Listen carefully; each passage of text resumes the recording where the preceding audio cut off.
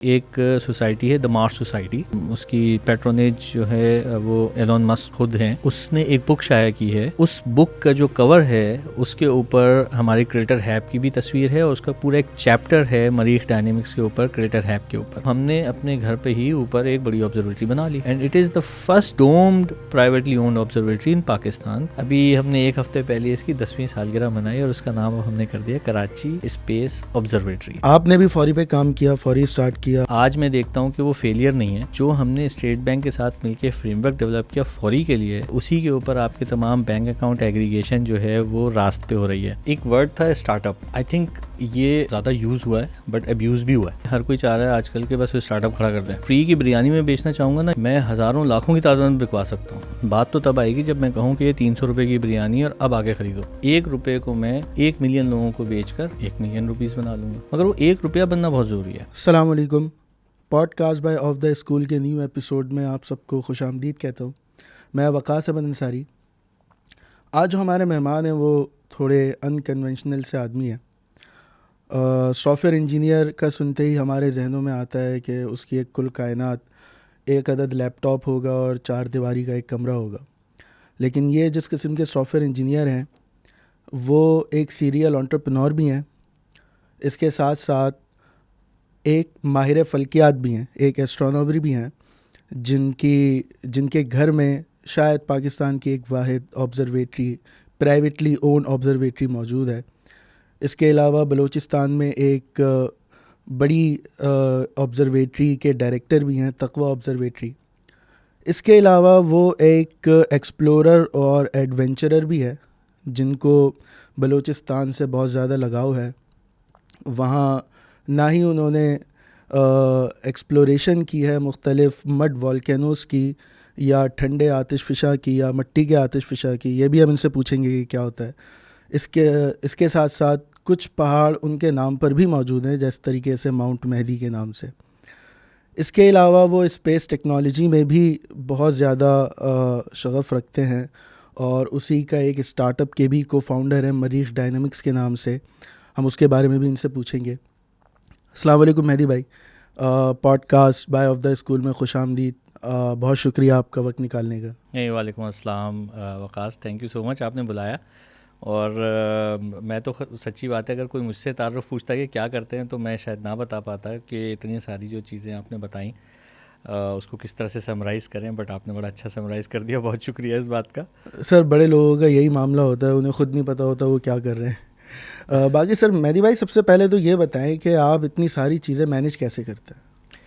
यार मैनेज बस इस तरह से, मैं ख़ुद भी सच्ची बात है इसका जवाब बहुत अच्छे तरीके से नहीं दे पाऊँगा कि मैं कैसे मैनेज कर पाता हूँ। ऐसा लगता है ऐसे चीज़ें खुद ही मैनेज हो रही होती हैं। आई थिंक उसमें एक शायद जो पॉइंट है वो है डेलीगेशन, कि अगर एक अच्छी डेलीगेशन आप अपनी टीम की कर लेते हैं ना, और जिसमें आप थोड़ा सा उनको एम्पावर करते हैं, तो बहुत सी चीज़ें ऑटोमेटिकली जो है वो आपके हाथ से, आपकी रिस्पॉन्सिबिलिटी से, आपके शोल्डर से उतर जाती हैं और फिर आप बहुत कुछ कर सकते हैं। तो शायद ये एक है, वरना ये कि अल्लाह ताला है जो कि शायद चीज़ों चला रहा है, एक रिस्पॉन्सिबिलिटी दी कि ये भी करो तो कर रहे हैं और हो रही हैं। अल्लाह का बड़ा करम है। नहीं सर, बहुत बेहतरीन। हम तो ख़ुद इंस्पिरेशन हासिल करते हैं कि किस तरीके से वक्त निकाल कर ये चीज़ें करें। बाकी आपने लीडरशिप का एक बहुत अहम नुक्ता पकड़ लिया और वो है डेलीगेशन। मेरे ख्याल से लीडरशिप की एक सबसे बड़ी क्वालिटी यही है कि वो कितना एफिशिएंटली अपना काम डेलीगेट करता है। बाकी जिस तरीके से आपके तारुफ मैंने कहा कि आप एक सीरियल एंटरप्रेन्योर हैं, दर्जनों स्टार्टअप में काम कर चुके हैं, काफ़ी स्टार्टअप्स के को फाउंडर हैं। तो मेरे ख्याल से हम अपना पहला सवाल उसी के अराउंड करेंगे कि सर, ये व्हाट इज़ एंटरप्रेन्योरशिप। अगर इसकी मैं प्रोनाउंसिएशन भी गलत कह रहा हूँ तो वो भी बताइएगा। हकीकत तो एक है, इसकी प्रोनाउंसिएशन शायद मैं भी गलत करूँ, क्योंकि जब हम लिखते हैं तो हमसे तो स्पेलिंग भी कभी कभी मिस्टेक हो जाती है, प्रोनाउंसिएशन तो उसके बाद की चीज़ है। But I think entrepreneurship is the right word, I guess. ये भी बड़े अरसे के बाद ही जाके सीखा। और एक वर्ड था स्टार्टअप कल्चर, स्टार्टअप्स करने हैं। आई थिंक ये बड़ा ज़्यादा यूज़ हुआ है बट अब्यूज़ भी हुआ है वर्ड, कि इसमें है क्या। आई थिंक एक बहुत अरसा पहले की बात है, जब थोड़ा यंग थे, शायद अभी भी यंग है, बट उस ज़माने में, मतलब आज से कोई 15 साल पहले आप समझ लें, एक जगह मैंने सुना कि एंटरप्रेन्योरशिप की डेफिनेशन है क्या, तो उससे पहले हमें पता चला कि इनोवेशन की डेफिनेशन क्या है। क्योंकि इनोवेशन भी हर चीज़ में इनोवेशन इनोवेशन का वर्ड सुनते सुनते ना हम पक गए कि यार इसका मतलब है क्या। तो किसी ने कहा यार इनोवेशन नई कोई चीज़ ईजाद करने को कहते हैं। छवि मैंने इसका मतलब है कि जो चीज़ नई शुरू से बनाई जाएगी उसको शायद इनोवेशन कहेंगे। बाद में पता चला कि यार जो डेफिनेशन हमें पता चली वो ये थी कि आप किसी भी नई चीज़, यानी कि वो ये भी हो सकता है कि करंट कोई सोल्यूशन है उसके अंदर अगर आपने उसका कोई बॉटलनेक रिमूव कर दिया ना, कोई एक हिकअप आ रहा था वो भी आपने रिमूव कर दिया और सोल्यूशन को बेहतर कर दिया, ये भी इनोवेशन है। उसके बाद अगर आप उस इनोवेशन को मोनेटाइज कर सकें तो वो एंटरप्रेन्योरशिप है। सो ये डेफिनेशन सबसे अच्छी लगी कि यार आप कुछ ऐड ऑन करें दुनिया में, लोगों के लिए कोई सर्विस बेहतर बना दें। नई बनाए अच्छी बात है, अगर नई सर्विस नहीं है उसमें कोई बेहतरी ले आए वो भी अच्छी बात है। और फिर एक विन विन सिचुएशन का क्रिएट करके उसके ऊपर बिजनेस खड़ा करें जिससे आप भी पैसे कमाएं। पैसे क्या कमाना है, अगर किसी भी सर्विस की सस्टेनेबिलिटी के लिए बड़ा ज़रूरी है कि उसके खर्चे भी पूरे हो और वो चलती भी रहे। अगर वो सर्विस पैसे ना बना सकती हो तो वो सर्विस फिर खुद ही ख़त्म भी हो जाती है। आपने बहुत से स्टार्टअप्स देखे होंगे जो शुरू हुए और बंद हो गए, और उसकी सबसे बड़ी रीज़न ये थी कि वन वे और दी अदर या तो वो पैसे बना नहीं सके या उनके खर्चे इतने बढ़ गए कि वो उसको सस्टेन नहीं रख पाए। इसका मतलब है कि एंटरप्रेन्योरशिप में जो ये बिज़नेस का एलिमेंट है ना बड़ा इंपॉर्टेंट है।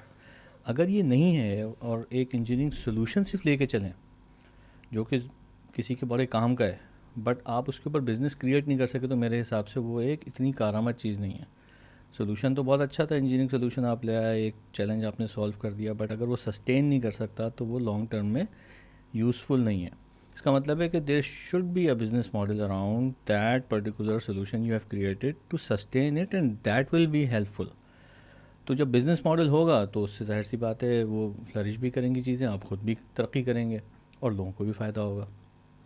तो मेरे हिसाब से एंटरप्रेन्योरशिप ये है कि you create, you have an innovation around and then you actually create a business model around it and then execute it. तो ये था, हमने ये बड़ी एक लंबी जद्दोजहद के बाद जाके सीखा।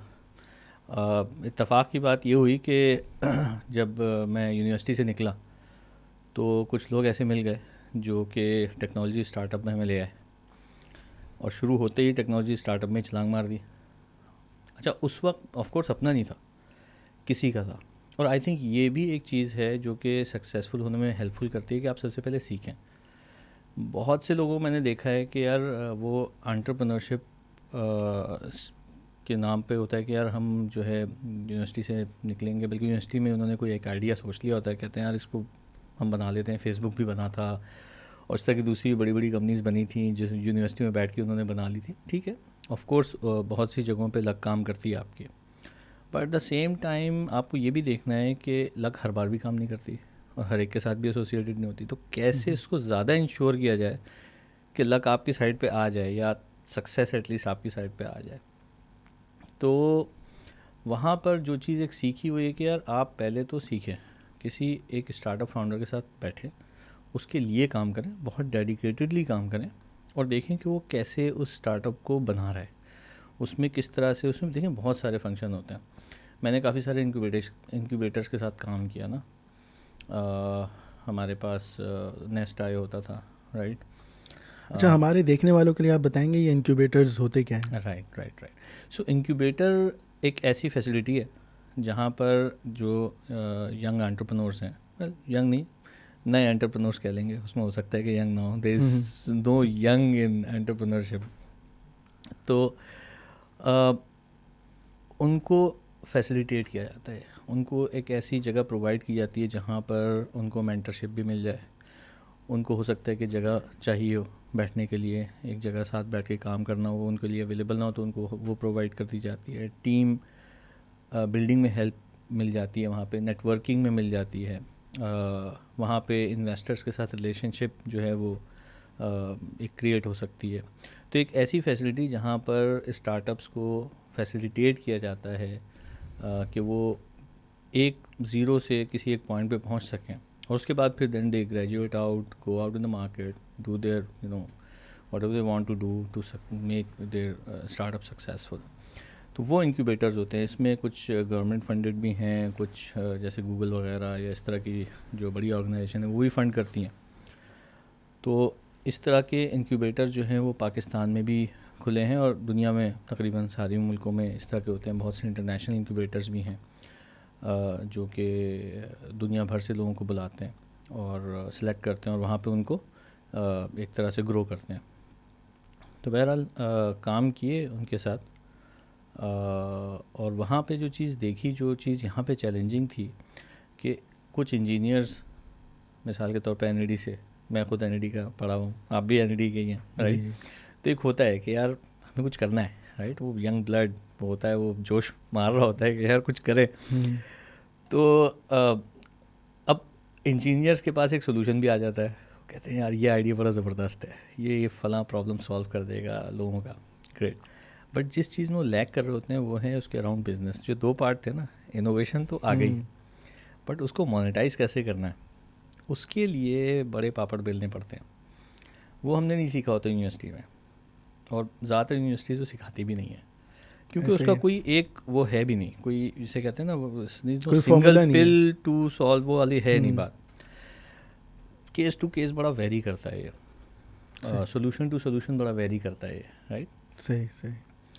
तो उसमें ये है कि अगर कोई आपको ऐसे मेंटर्स मिल सकें जहाँ आप ये सीख सकें कि यार एक सोल्यूशन को मोनेटाइज करने के लिए क्या क्या चीज़ें चाहिए होंगी। मिसाल के तौर पे आप सबसे पहले तो ये देख लें कि क्या आप उस सोल्यूशन को लेकर जो फाइनल स्टेज है बेचना, जिसके लिए आप बना रहे हो, उस तक आप रीच कर सकते हो और उसको कन्विंस कर सकते हो कि यार ये सोल्यूशन तुम्हारे लिए कारआमद है और इससे तुम्हें फ़ायदा भी होगा, और इसके अगेंस्ट तुम मुझे इतना सा एक अमाउंट भी दे दो ताकि इस सर्विस को मैं सस्टेन भी कर सकूँ और ग्रो भी कर सकूँ।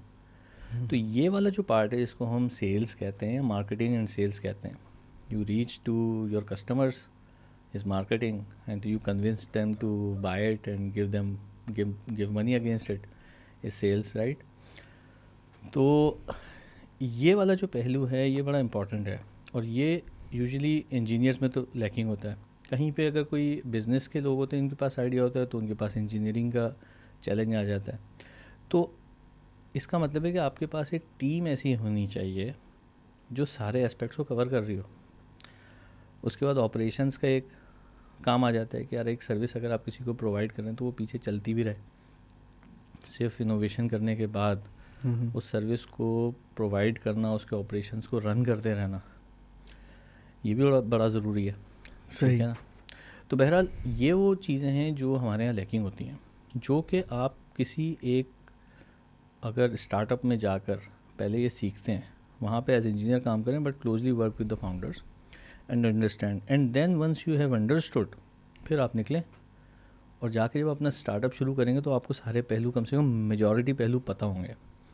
उसमें फिर ये है कि उस टीम को बिल्ड करने के लिए जो पैसा चाहिए, तो आपके पास पहले दिन तो सोल्यूशन अवेलेबल नहीं है, तो उस सोल्यूशन को उस पॉइंट तक पहुंचाने के लिए जब आप उसको बेच सकें, आपको एक अमाउंट ऑफ मनी चाहिए, फंडिंग चाहिए।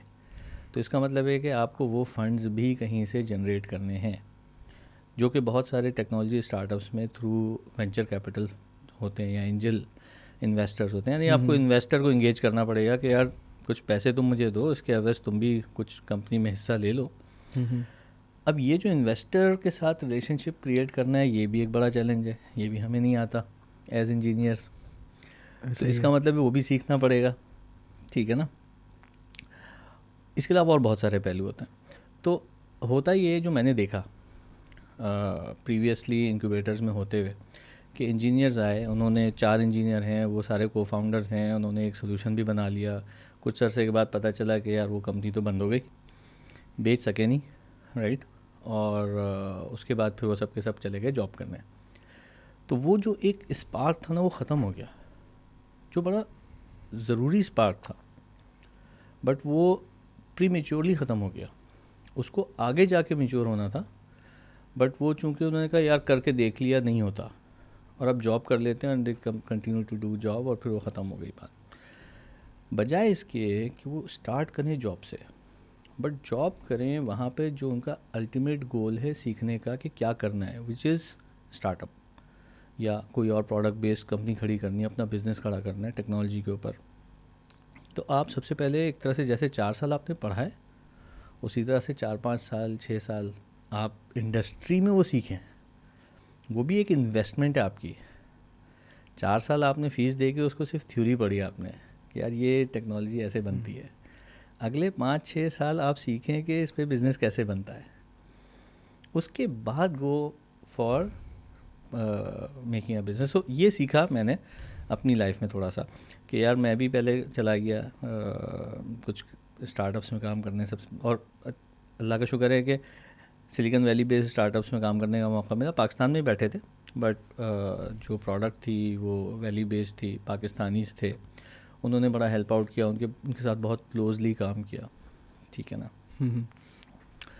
तो अगर मैं थोड़ा सा अपना जर्नी बताता हूँ, तो जब मैं यूनिवर्सिटी से निकला तो पहला एक जो स्टार्टअप था वो था क्लिक मार्क्स के नाम से, और वो उसमें जो प्रोडक्ट थी that was related to presentation level integration. ये एक टेक्नोलॉजी थी जिसमें डिफरेंट एंटरप्राइज जो प्रोडक्ट्स होती हैं, जो एक बड़ी ऑर्गेनाइजेशन में चल रही होती हैं, उनके बहुत सारे डिफरेंट लॉगिन्स होते हैं, और एक सिस्टम की से दूसरा सिस्टम बात नहीं कर रहा होता, उसका डेटा इधर से उधर नहीं जा रहा होता।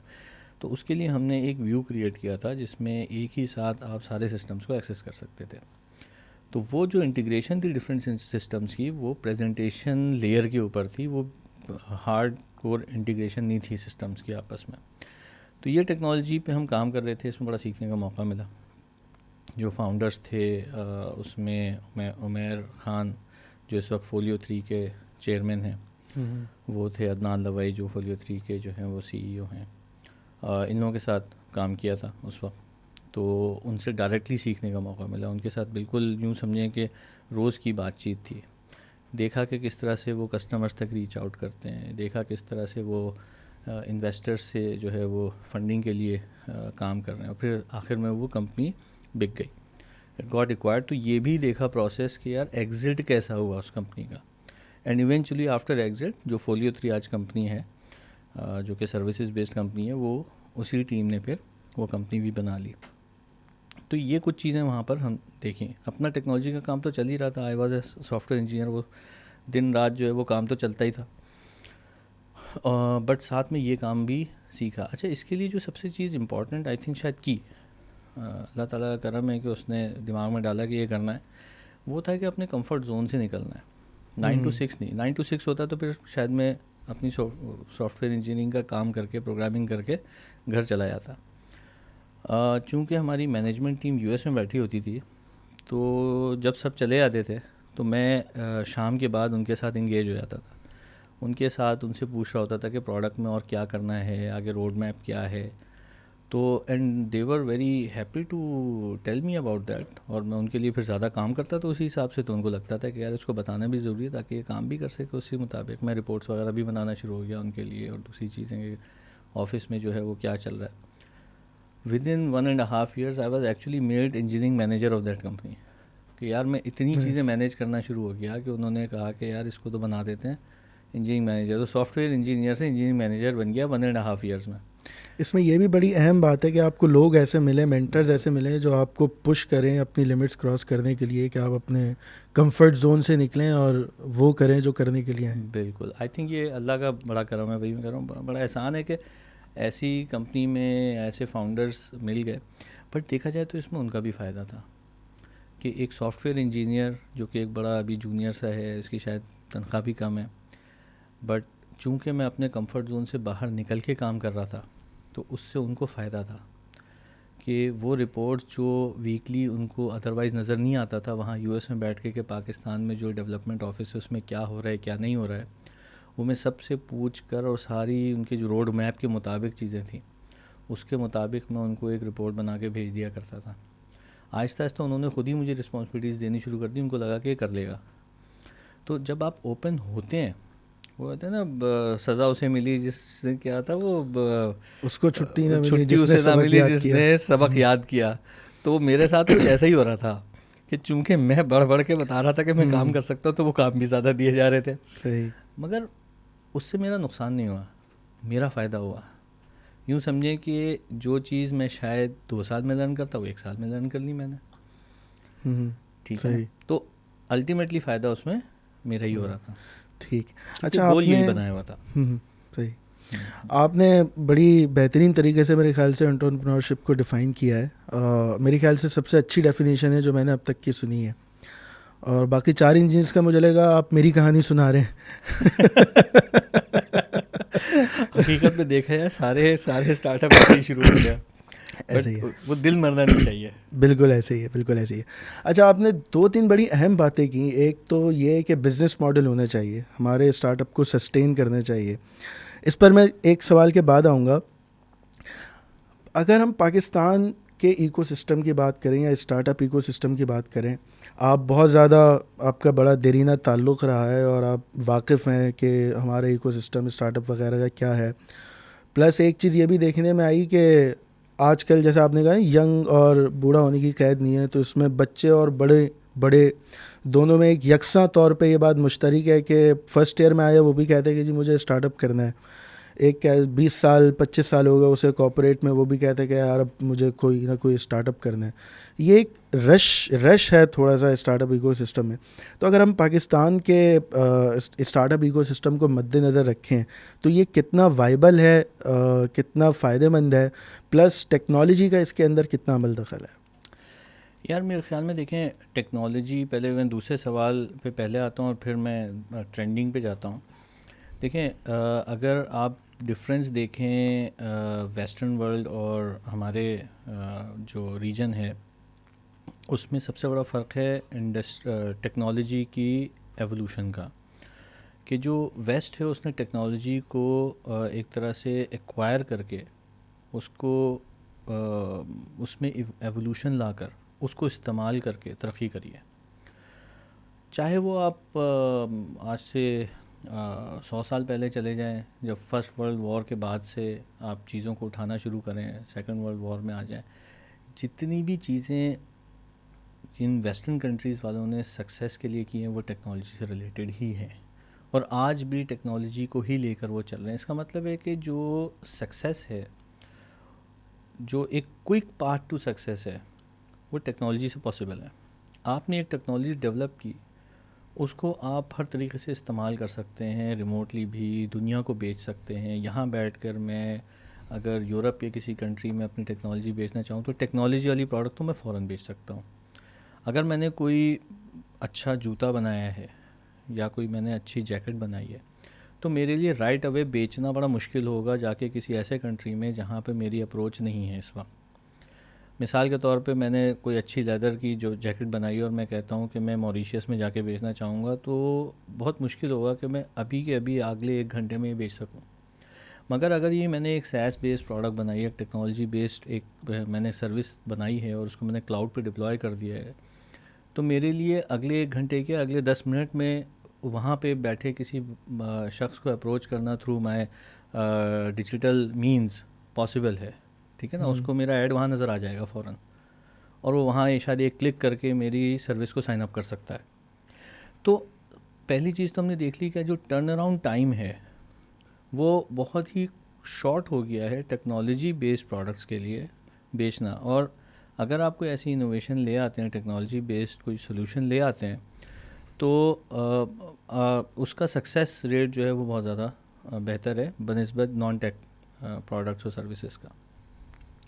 अब आते हैं कि ट्रेंडिंग है। देखें, ट्रेंडिंग बिल्कुल है, हर कोई चाह रहा है आजकल के बस स्टार्टअप खड़ा कर दें।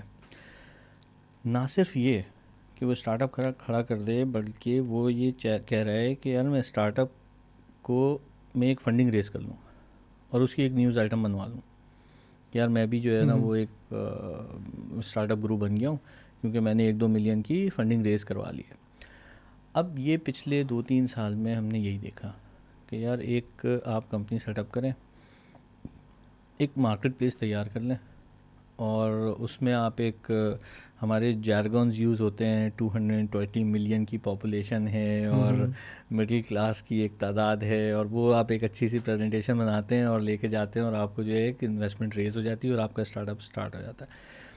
बट हमने ये भी देखा है कि पिछले कुछ दिनों में इस तरह के स्टार्टअप बंद भी होना शुरू हो गए, और अब इसके रेट में थोड़ा जो है वो स्टार्टअप क्रिएट होने, फंडिंग रेस करने में थोड़ा चैलेंजेस भी आ रहे हैं।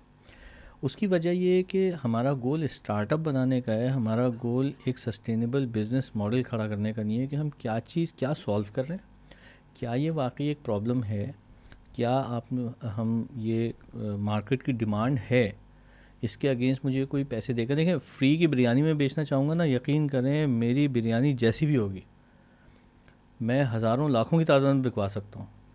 ये 1 रुपये की बिरयानी, बात तो तब आएगी जब मैं कहूँ कि ये 300 रुपये की बिरयानी और अब आके ख़रीदो।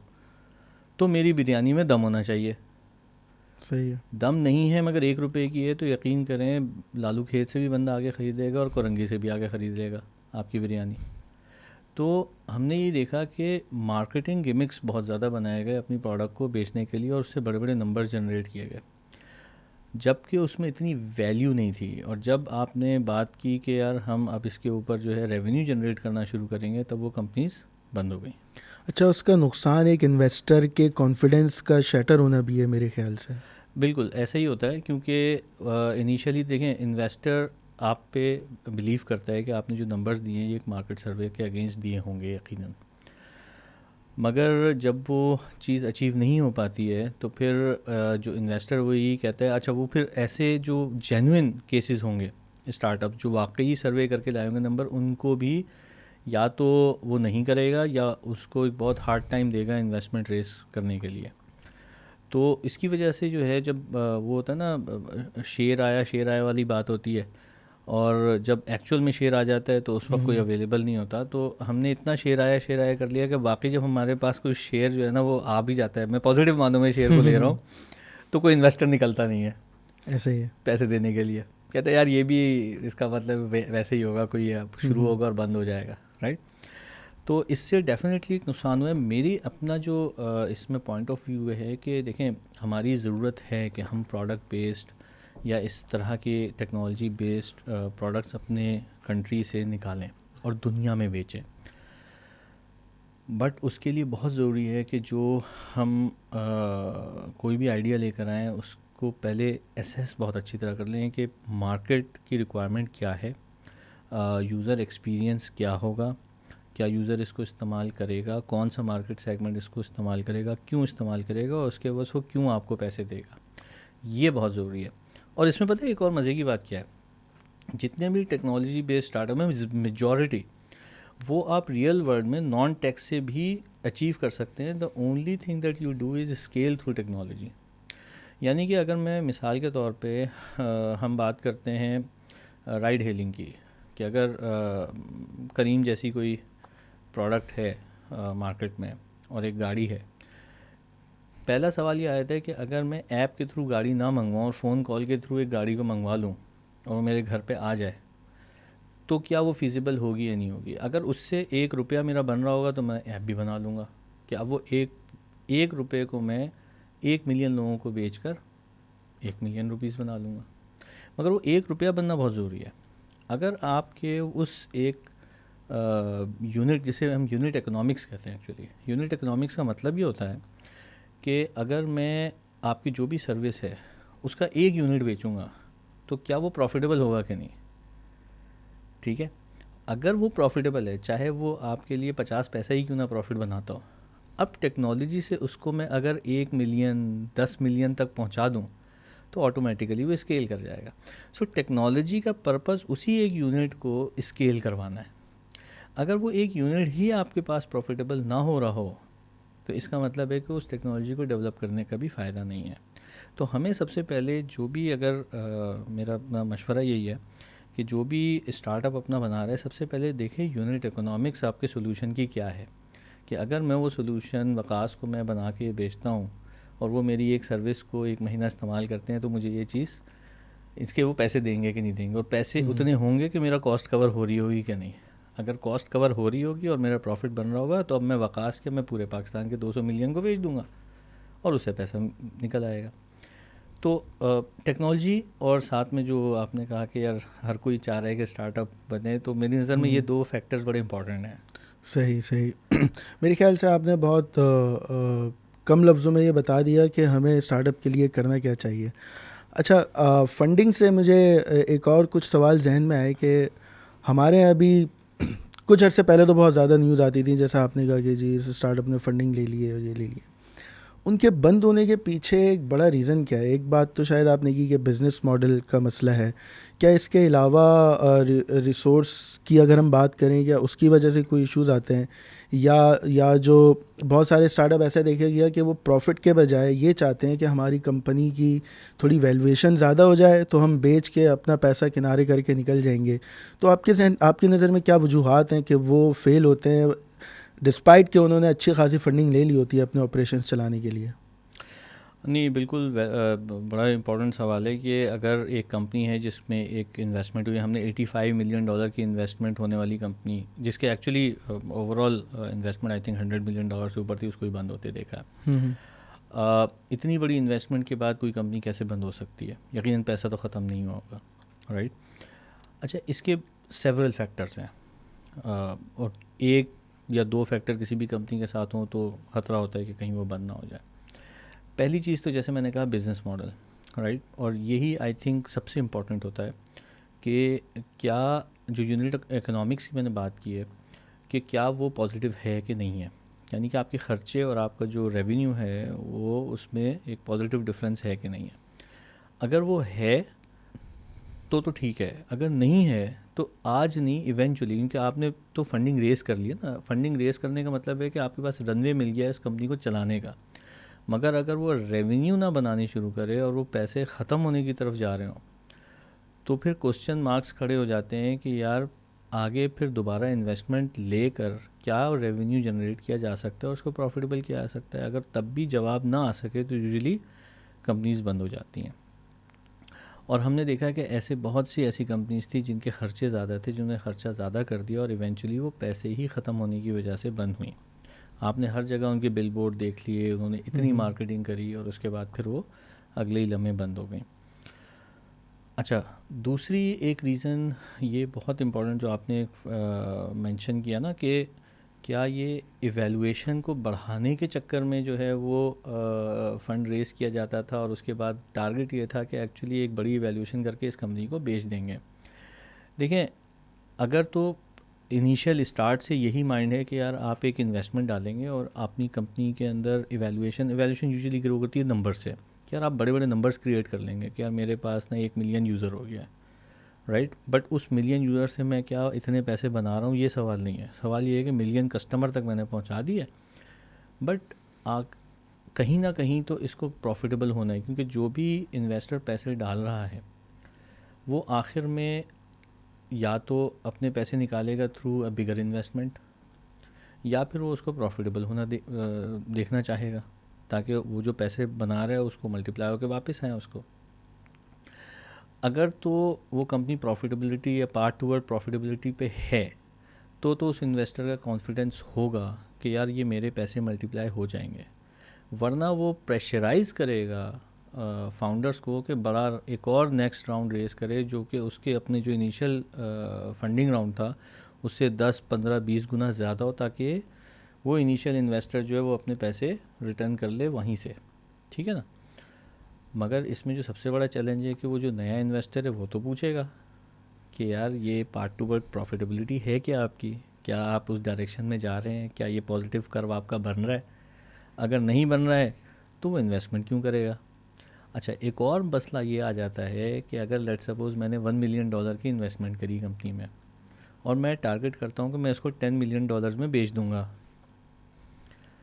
या ये पब्लिक हो जाएगी कंपनी और हम $10 मिलियन में जो है वो सब हैप्पी निकल जाएंगे, right?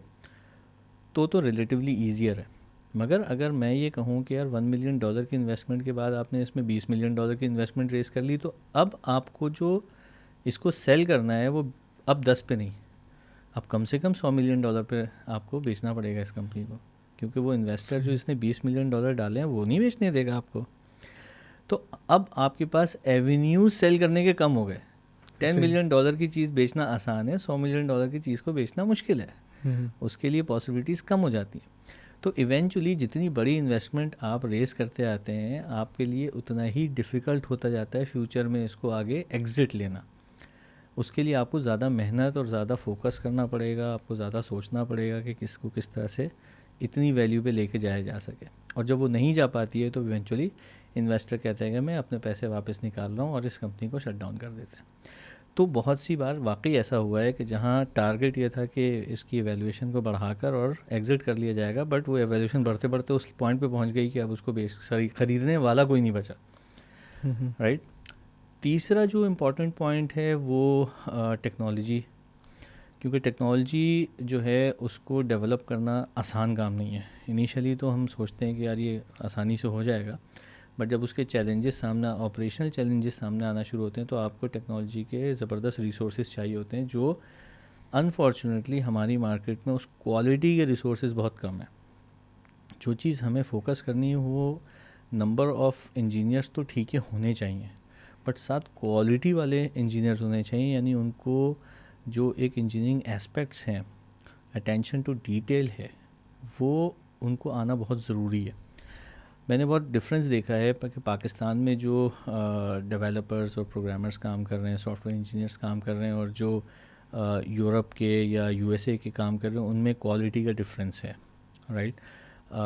They follow processes, right, they follow documentations, they go deep into testing their own code, right. They follow this principle that good is an enemy of great. They go for great, they don't rely or stop at good enough. Unfortunately हमारे पास जो है वो good enough पे हम रुक जाते हैं और कहते हैं कि यार हो गया, राइट। अटेंशन टू डिटेल नहीं होती है, हमारे यहाँ क्वालिटी के बहुत मसले हैं। अगर किसी भी प्रोडक्ट को हम देखते हैं तो हम कहते हैं अच्छा ये तो पाकिस्तानी प्रोडक्ट है, हमारे ऑटोमेटिकली जो स्टैंडर्ड ऑफ क्वालिटी हैं, उसके यूज़र एक्सपीरियंस के, उसके बग फ्री होने के, वो ड्रॉप हो जाते हैं कि यार थोड़े बहुत मसले तो होंगे, राइट। जो वेस्ट है वो कहता है यार मसले होने ही नहीं चाहिए, जब तक इसका एक एक छोटे से छोटा मसला सॉल्व नहीं हो जाएगा या हम कस्टमर तक नहीं लेके जा सकते। फिर हमारे पास सर्विस, जो कस्टमर सर्विस है, उसके बहुत बड़े इश्यूज़ होते हैं। दूसरे कंट्रीज़ में जब हम प्रोडक्ट्स देखते हैं तो उनका जो कस्टमर सर्विस के नुमाइंदे होते हैं जिनसे हम बात करते हैं कभी, वो आपको जिस तरह से हेल्प आउट करते हैं चीज़ों को सॉल्व करने में, हमारे यहाँ इसकी भी कमी है। तो हमारे पास human resources, quality human resources, इसकी एक शॉर्टेज है। हमारे पास ह्यूमन रिसोर्सेज की कमी नहीं है, हमारे पास क्वालिटी ह्यूमन रिसोर्सेज की कमी है, चाहे वो टेक्नोलॉजी के हों, चाहे वो कस्टमर सपोर्ट के हों, इवन टू एन एक्सटेंट कि हमारे पास अच्छे प्रोडक्ट मैनेजर्स भी नहीं हैं। अच्छा, आइडिया लेकर आना, किसी भी एक चीज़ का चैलेंज हमने देखा मार्केट के अंदर लोगों का और हमने उसको सॉल्व किया, बट एक हाई लेवल सोल्यूशन के बाद हमें बड़ा ज़रूरी होता है कि हम मार्केट में रिसर्च करके आएँ कि दुनिया में इस सोल्यूशन के, जो प्रॉब्लम के जो सोल्यूशन बनाए गए हैं, उसके अंदर लोगों ने किस किस एस्पेक्ट को जो है वो ख्याल रखा है यूज़र एक्सपीरियंस लेवल से, कौन कौन सी चीज़ें उन्होंने ऐड ऑन प्रोवाइड किए हैं उसी चैलेंज को सॉल्व करने के लिए। वो रिसर्च हमारे पास बहुत कम है। देखिए, एंटरप्रेन्योर जो फाउंडर वो तो शायद कर लेगा, बट उसको एक टीम चाहिए होती है। लाजमी नहीं है कि इंजीनियर हो, वही खुद ही बैठ के जो है एज अ फाउंडर वो प्रोडक्ट मैनेजमेंट भी करे, वो उसकी सॉफ्टवेयर डेवलपमेंट भी करे, उसकी सॉफ्टवेयर क्वालिटी एश्योरेंस भी करे, उसकी वो डिप्लॉयमेंट्स भी करे और फिर कस्टमर सर्विस भी प्रोवाइड करे। उसको एक टीम चाहिए होती है, वो टीम हमारे यहाँ बहुत शॉर्ट है अनफॉर्चुनेटली। सही, ये आखिरी नुक्ता मेरे ख्याल से बहुत अहम है। अगर हम बात करें इंटरनेशनल मार्केट की, तो 12 देखा ये गया है कि जो इंडियन डेवलपर्स हैं या इंजीनियर्स हैं वो पूरी दुनिया पे छाए हुए हैं। तो आप गूगल उठा लें या आप माइक्रोसॉफ्ट उठा लें, फोर्ड उठा लें, इवन जहाँ मैं काम करता हूँ मोटिव उठा लें, वहाँ पे जितनी भी हायर मैनेजमेंट है वहाँ पे इंडियन है। जो इंडियन इंजीनियर्स हैं वो बहुत ज़्यादा इस मामले में प्रोफिशेंट हैं। तो आपके नज़दीक पाकिस्तान में ये सब ना होने की वजह क्या है? क्योंकि हमने देखा है कि यूनिवर्सिटीज़ तो भरी हुई हैं, हर साल जो है वो हज़ारों लाखों बच्चे ग्रेजुएट्स हो रहे हैं। कंप्यूटर साइंस का एक बूम आया हुआ है, एनईडी में पहले इलेक्ट्रिकल ऊपर होती थी, अब सारी की सारी जो कंप्यूटर साइंस की फील्ड हैं वो ऊपर हैं, लेकिन उसके बावजूद भी हमारे पास क्वालिटी रिसोर्सेज क्यों अवेलेबल नहीं है? आई थिंक हमें शुरू से ही एक शॉर्टकट्स बताए जाते हैं कि यार अगर आप ये चीज़ पढ़ लेंगे तो आपका पेपर क्लियर हो जाएगा, आप पास हो जाएंगे और आप नेक्स्ट लेवल पे पहुंच जाएंगे। आई थिंक ये हमें थोड़ा सा इफ़ेक्ट कर रहा है। जब हम हायर लेवल पे जाते हैं, कॉलेज और फिर यूनिवर्सिटी लेवल पे पहुंचते हैं, तो हमारी बहुत सारी बेस जो है वो कमज़ोर हो चुकी होती है उसकी बेसिस पर।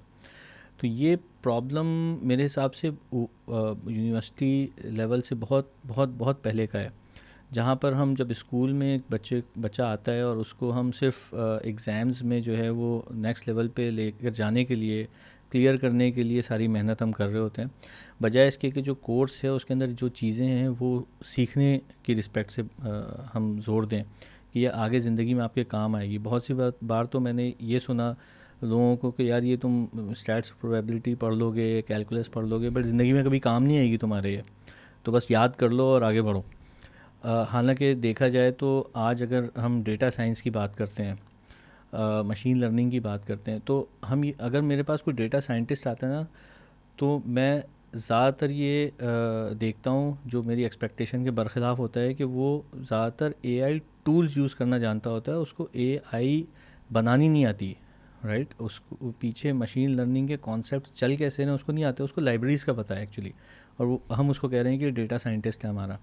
ही is not a data scientist, probably we should say कि वो डेटा इंजीनियर है जो कि यूज़ कर सकता है डेटा साइंसेस की लाइब्रेरीज एंड टूल्स। अगर स्टैट्स एंड प्रोबेबिलिटी ही हम ऑप्शनल छोड़ कर आगे बढ़ जाएंगे कि यार 8 सवाल आते हैं हमारे मैट्रिक इंटर के अंदर, और उसमें से 5 सवाल करने होते हैं, 3 ऑप्शनल है, तो प्रोबेबिलिटी स्टैट्स तो तुम स्किप ही कर लो, कोई मसला नहीं, एक सवाल तो उसी से होता है, ठीक है ना। तो अनफॉर्चुनेटली एक जब लड़का बच्चा जो है वो स्टैट्स और प्रोबेबिलिटी पढ़े बगैर पहुंच चुका होगा यूनिवर्सिटी में, तो उसके बाद वो डेटा साइंसेस कैसे पढ़ेगा। तो आप ये देखें कि हमने जो पीछे इन्वेस्टमेंट सिर्फ इसमें की है कि वो बच्चा जो है नेक्स्ट लेवल पे आ जाए पेपर क्लियर करके, वहाँ पे मुझे प्रॉब्लम नज़र आता है। और उसके बाद चूंकि वो इमारत खड़ी हो चुकी होती है, तो अब इमारत उसी बेसिस पे ही बनती जाती है जैसी उसकी फाउंडेशन होती है। तो जब वो रिसोर्सेज निकलते हैं तो उनको भी बस टूल्स ही आते होते हैं। और जबकि मैंने ये चीज़ देखी है कि जब आप एक अच्छी प्रोडक्ट बनाने पे जाएं, राइट, मैंने थ्रू आउट जो है वो प्रोडक्ट डेवलपमेंट किए और प्रोडक्ट बेस्ड टेक्नोलॉजी स्टार्टअप्स ही में या तो काम किया या बनाए, तो उसमें इस तरह की चीज़ों के एल्गोरिथम बिल्डिंग, उसके अंदर इस तरह के डेटा स्ट्रक्चर, उसके अंदर इस तरह के कॉन्सेप्ट्स, मैथमेटिकल कॉन्सेप्ट्स यूज़ करना, ये सब ज़रूरत पड़ी है। हाँ, अलबत्ता अगर आप सर्विसेज बेस्ड इंडस्ट्री में जाते हैं जहाँ पर किसी की आईपी है बाहर किसी कंट्री की, तो वो आपको बहुत लो लेवल के काम दे देते हैं कि यार इसमें डेटाबेस कनेक्शंस की ज़रूरत पड़ेगी, वेब पेजेस बनाने पड़ जाएंगे, बट वो मेरे हिसाब से बहुत बड़ी इंजीनियरिंग नहीं है। तो ज़्यादातर काम हम इस तरह के कर लेते हैं, बट जो एक्चुअल कोर जिससे आई थिंक जिसे हम कहेंगे कि वो खुद जो प्रोडक्ट बेस्ड कंपनी बाहर बैठी है जो आपको काम दे रही है, वो पैसा कमा रही है, वो हमें ना वो आता है ना हम वो कर पाते हैं, जबकि वो हमें बिल्ड करने की ज़रूरत है यहाँ पर। इसी तरह से दूसरी फील्ड्स हैं, ये तो सिर्फ मैं एक इंजीनियरिंग की फील्ड कर रहा हूँ, यही आपकी फाइनेंस की फील्ड में भी हम इसी तरह से कहीं ना कहीं पीछे हैं। इसी तरह से हम जो है वो बिज़नेस की साइड पे जो एरियाज़ हैं वहाँ भी हम इसी तरह से शॉर्टकट्स में, primarily we are living in place जहाँ पे हमें शॉर्टकट्स बहुत आसानी से बता दिए जाते हैं और हम उसको लेके आगे चल रहे हैं। ये आपने बहुत अहम बात की है। हमारे कॉमन टीचर सर शहाब भी आए तो उन्होंने भी इसी तालीमी निज़ाम पे बात की थी। उन्होंने तो यहाँ तक कहा था कि पाकिस्तान में कोई तालीमी निज़ाम है ही नहीं सिरे से। तो मेरे ख्याल से ये तालीमी निज़ाम का ही मसला है जो कि हल होना चाहिए।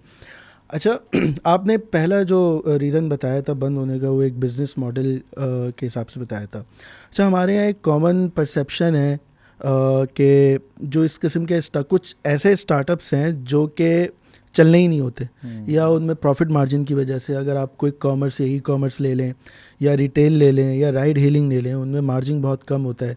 इसी तरीके से फिनटेक के बारे में भी आजकल कुछ इसी किस्म की बातें की जा रही हैं। तो इसके बारे में आपका क्या ख्याल है? क्या ऐसा पॉसिबल है कि कुछ ऐसे स्टार्टअप्स हों जिन पे हम जितनी भी मेहनत कर लें, जान लगा लें, दिल से कर लें, हमें क्वालिटी रिसोर्सेज मिल जाएं, मतलब जितनी चीज़ें एक सक्सेसफुल स्टार्टअप के लिए होनी चाहिए वो अवेलेबल होने के बावजूद भी वो डेस्टिन्ड फेल होने के लिए? बिल्कुल। आई थिंक इसमें जो मैंने शुरू में एक जो बात की थी, मार्केट सर्वे, राइट, मार्केट रिसर्च, ये बड़ी इंपॉर्टेंट है। जब हम एक वर्ड इस्तेमाल करते हैं 220 मिलियन की पॉपुलेशन है और उसको हम डिजिटाइज कर देंगे, I think the whole population right now is not ready to be digitalise. अच्छा, डिजिटलाइज हो तो सकते हैं, ऐसे टिकटॉक पूरी कौम इस्तेमाल कर रही है, ऐसे बहुत ही ज़्यादा है। इस्तेमाल करती है हमारी कौम. इसी तरह से और बहुत सारी प्रोडक्ट हैं, as long as they are free.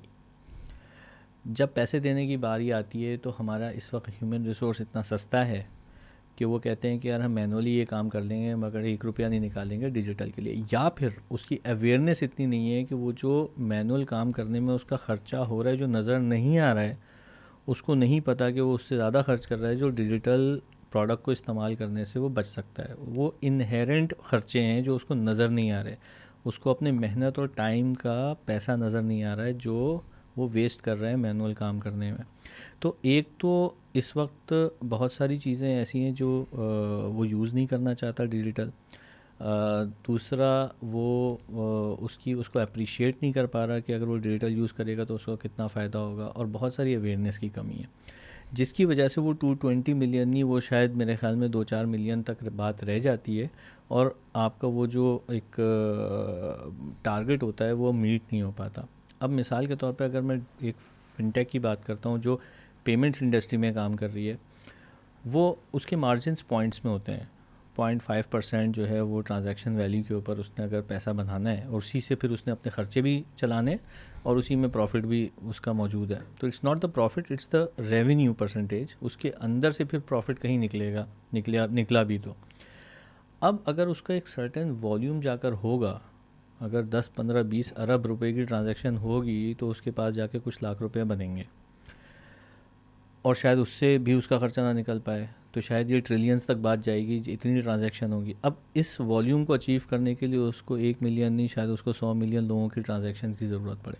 मगर अगर वो ट्रांजैक्शन की वैल्यूज़ अचीव ना हो पाए तो उसका मार्जिन तो है, उसका कुछ रेवेन्यू तो बना, मगर रेवेन्यू उसके अपने ख़र्चे को पूरा नहीं कर सका, तो eventually it's destined to fail. तो मार्केट रिसर्च बहुत इंपॉर्टेंट है. क्या ऐसे इस वक्त मार्केट में इतने लोग अवेलेबल हैं जो इस प्रोडक्ट को एक्सेप्ट कर पाएंगे, या आप इतना इन्वेस्ट कर चुके हैं या गवर्नमेंट इतना इन्वेस्ट कर चुकी है कि वो अवेयरनेस मौजूद है कि जब आप ये प्रोडक्ट मार्केट में लेके जाएंगे तो लोग इसको अप्रिशिएट करेंगे और इसको यूज़ करेंगे. तो हमने बहुत सी ऐसी प्रोडक्ट देखी जो देखने में तो बहुत अच्छी हैं और शायद मैं और आप यूज़ भी करना चाहें, बट किसी गांव में बैठा शायद शख्स यूज़ ना करना चाहे, या इवन अगर कराची में बात करें तो ऐसे एरियाज़ हैं जहां ऐसे लोग रहते हैं जो उस वक्त कहेंगे कि यार मैं यूज़ नहीं कर सकता, मैं आगे नुक्कड़ वाली दुकान से जाके जो है वो अपना सामान ख़रीद लूँगा, मैं क्यों डिजिटल प्रोडक्ट को यूज़ करके जो है अपना सामान ऑर्डर करूँ फॉर एग्ज़ाम्पल. तो इस वजह से भी फेलियर्स हैं. स्पेशली जो फिनटेक इंडस्ट्री है उसमें मार्जिन बहुत छोटे होते हैं क्योंकि वो पैसे को इधर से उधर ट्रांसफ़र करनी है. कोई ऐसा नहीं है कि मैंने कोई जैकेट बनाई है और उस पर मेरा 25-30% मार्जिन है. वहाँ पर 100 रुपये के ऊपर जो है वो आपको 1 पैसा भी नहीं मिल रहा है, 0.5, 0.4 इतने पैसे मिल रहे हैं. तो ये बहुत बहुत ही छोटी अमाउंट है. सही. अच्छा, आपका भी एक स्टार्टअप जो है वो फिनटेक से रिलेटेड रहा है, फौरी, जिसको हमने बहुत ज़्यादा पॉपुलर होते हुए तो नहीं देखा, लेकिन वो एक ऐसी चीज़ थी जो कि हमारी नज़र में बड़ी अहमियत की हामिल थी. हम ना चाहते हुए भी इंडिया को हमें बीच में लाना पड़ता है हर दफ़ा.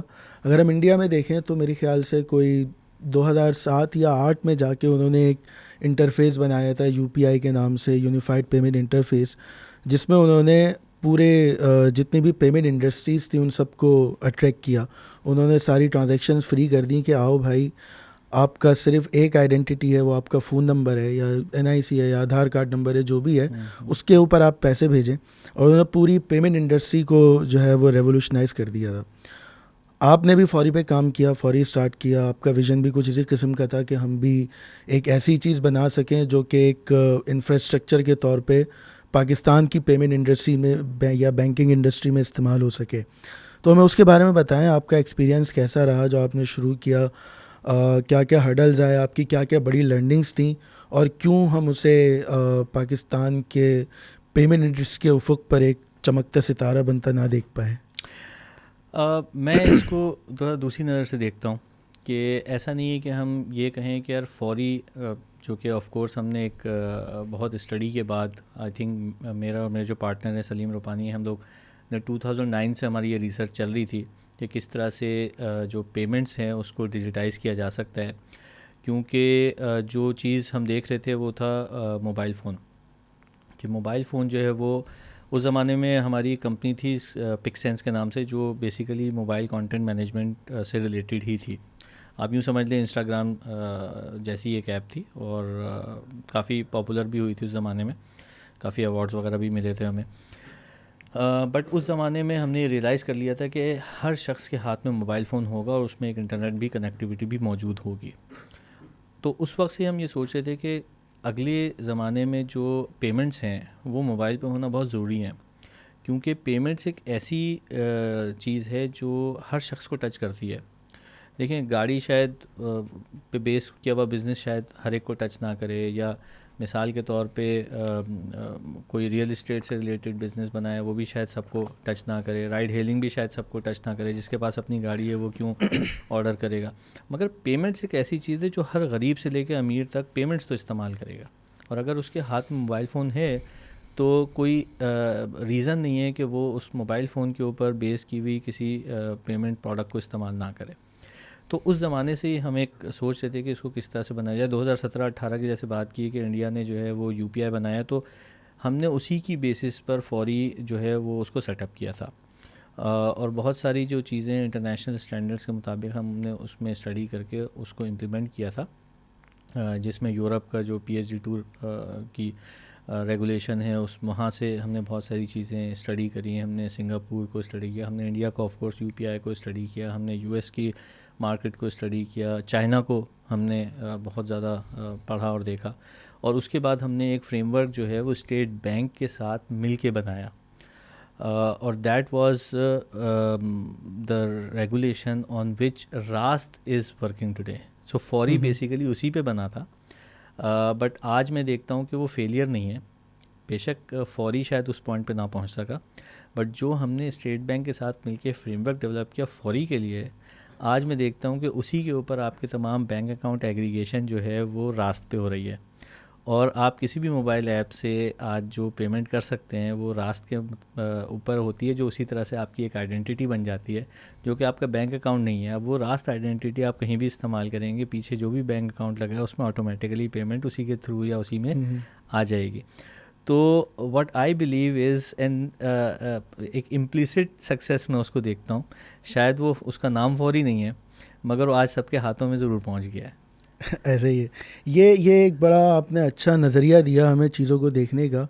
स्टार्टअप का मतलब ये नहीं है कि मेरा स्टार्टअप कामयाब हो और मैं उससे पैसा कमा सकूं। स्टार्टअप का मतलब ये है कि आपकी लेगेसी चलती रहे, आप किसी न किसी तरीके से कंट्रीब्यूट कर दें टुवर्ड्स ह्यूमन डेवलपमेंट, या फिर आप कोई इनोवेशन या ईज़ क्रिएट कर दें, आप ना हो तब भी वो चलती रहे। ये बहुत आपने हमें अच्छा नुक्ता नज़र दिया। अच्छा, स्टार्टअप से निकल कर अब हम आपकी थोड़ी बाकी चीज़ों की तरफ आते हैं। जैसे कि हमने शुरू में डिस्कस किया था, टेक्नोलॉजी से अगर हम बात करें तो हम बात करेंगे स्पेस एक्स की। हमने देखा कि पहले जो है वो रॉकेट उड़ते थे, नीचे गिर के तबाह हो जाते थे, सिंगल यूज़ हुआ करते थे। स्पेस एक्स ने एक बड़ी इनोवेशन लेकर आए कि भाई आप उड़ाएं और उसे दोबारा लाके नीचे लैंड कर दें। वो आगे बढ़ते बढ़ते गया, अब स्टारशिप के ऊपर खड़े हैं। स्टारशिप का मकसद ये है कि ह्यूमन को हमने मार्स पे पहुंचाना है। हम यहाँ तक तो देखते हैं कि एलन मस्क या स्पेस एक्स काम कर रही है कि किसी तरीके से इंसानों को ज़मीन से उठा के मार्स पे पहुंचा दे, लेकिन मार्स पे वो जाके करेंगे क्या, ये सवाल हमारे जहनों में था, जिसका जवाब मेरे ख्याल से आपने दिया हमें, जो हमने शुरू में बात की मरीख डायनेमिक्स के हवाले से। ज़रा हमें मरीख के बारे में बताएं कि जो आप मरीख डायनेमिक्स के पे काम कर रहे हैं उसका असल मकसद क्या है। मार्स को हम ह्यूमन हैबिटेबल बनाना चाह रहे हैं, वो किस तरीके से बनाना चाह रहे हैं, इंजीनियरिंग उसमें क्या किरदार अदा कर रही है, और हम क्या ये देख रहे हैं कि अगले कुछ 30, 40, 50, 60 सालों में इंसान ज़िंदगी गुजार सकेंगे मार्स पे। नहीं, बिल्कुल ज़बरदस्त बात की आपने, जो स्पेस एक्स का जिस तरह से हवाला दिया। ऑफ कोर्स देखें, पहली चीज़ तो मैं इसका जवाब यहाँ से स्टार्ट करूँगा थोड़ा सा, और बैकग्राउंड में चला जाऊँगा। और बैकग्राउंड में टेक्नोलॉजी नहीं बल्कि किस तरह से ह्यूमन प्रोग्रेस हुई है। हमेशा देखा जाता है कि कोई एक ऐसा शख्स या ऐसा कोई ग्रुप आता है जो कि एक ऐसी बात करता है जिस पे लोग हंसते हैं, बट उसकी डेडिकेशन उस पॉइंट पे उस चीज़ को ले आती है जहाँ लोगों का हंसना बंद हो जाता है और वो एक चीज़ एक्चुअल रियलाइजेशन की तरफ चली जाती है। और वहीं पे जो है दुनिया में बड़े ब्रेक थ्रूज हुए हैं, क्योंकि अगर लोग हंसते नहीं तो इसका मतलब है कोई आइडिया इतना नया था ही नहीं। हर नए आइडिया पे लोग इसलिए भी हंसते हैं क्योंकि उनको राइट अवे समझ नहीं आता, समझ आया होता तो शायद पहले ही हो चुका होता। तो जिस तरह से एलॉन मस्क ने जब बात की थी कि यार मैं स्पेस ट्रैवल को इतना आसान कर दूंगा, इंसान को ह्यूमन पे पहुंचा दूंगा, मार्स पे जो है इंसान को पहुंचा दूंगा, तो लोग हंसते थे कि ये कैसे पॉसिबल है। बट जब उसने करके दिखाना शुरू किया, उसने रॉकेट को जो है वो रीयूजेबल बना दिया, तो आज शायद वो नासा से ज़्यादा रॉकेट उसके अब स्पेस एक्स के जाते हैं खला में, क्योंकि वो सस्ता हो गया। वो उसका रॉकेट जाते हैं और वापस आके लैंड कर जाते हैं, अगले मिशन के लिए रवाना रेडी होते हैं।